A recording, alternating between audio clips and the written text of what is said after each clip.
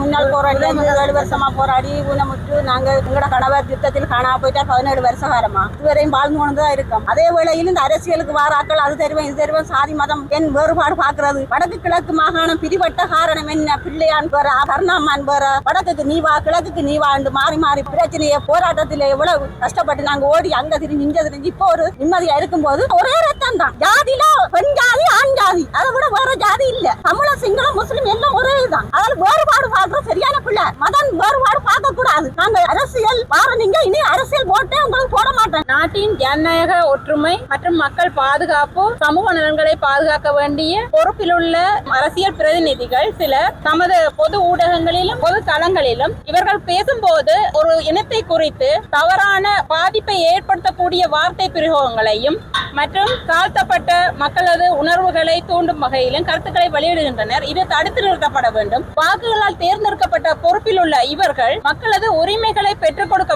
வேண்டியவர்கள். தமது கருத்துக்களை முன்வைக்கும் போது சரியான உரிய கருத்துக்களை முன்வைத்து அனைத்தரமாக தெரிவித்துக் கொள்கின்றோம். இவர்கள் இதை தவறுபடத்தில் இந்த போராட்டம் தொடர்ந்து கொண்டே இருக்கும்.